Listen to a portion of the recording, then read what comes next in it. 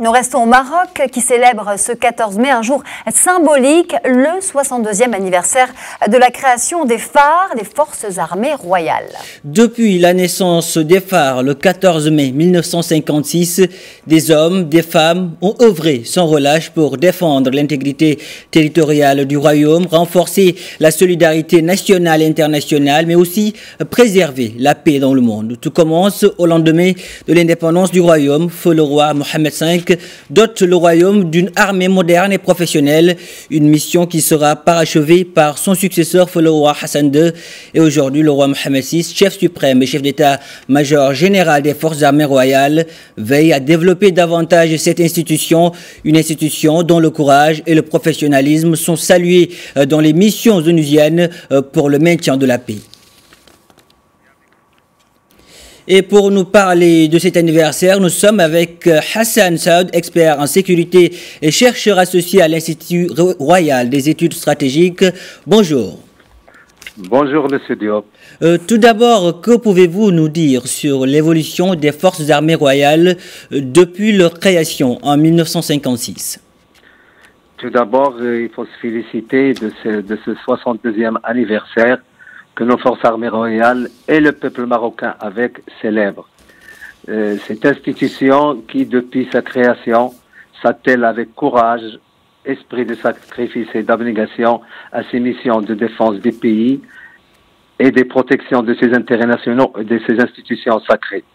Cette institution a évolué depuis sa création dans le sens d'une professionnalisation, d'une mise à niveau de ses ressources humaines et d'un renforcement capacitaire en équipement technologique.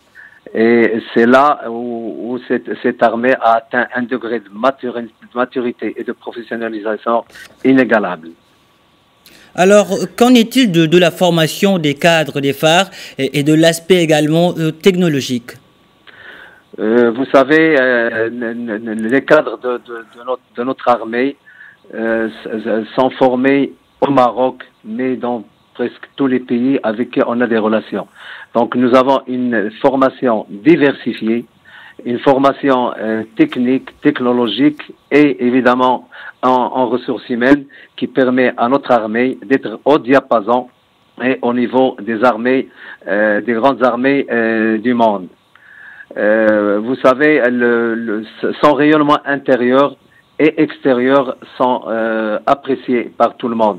Je vous en cite uniquement sur le plan intérieur, cette participation au soutien des populations frappées par les calamités publiques et puis le déploiement d'hôpitaux dans les zones enclavées du royaume dans les périodes difficiles.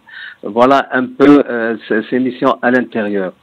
Et évidemment, son rayonnement extérieur est également important. Voilà, vous parlez du rayonnement extérieur des phares. Un mot à présent sur la participation aux missions de la paix de l'ONU. Exactement, et je me permets de vous donner un peu un petit contenu d'une lettre royale.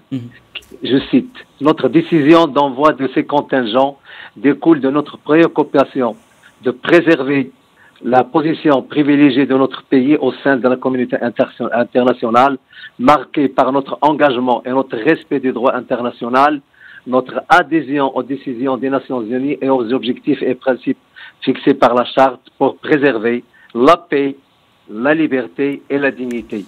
Voilà le mot d'ordre qui préside à l'envoi de nos contingents sur les terrains pour maintenir et préserver la paix et la sécurité internationale. Hassan Saoud, merci.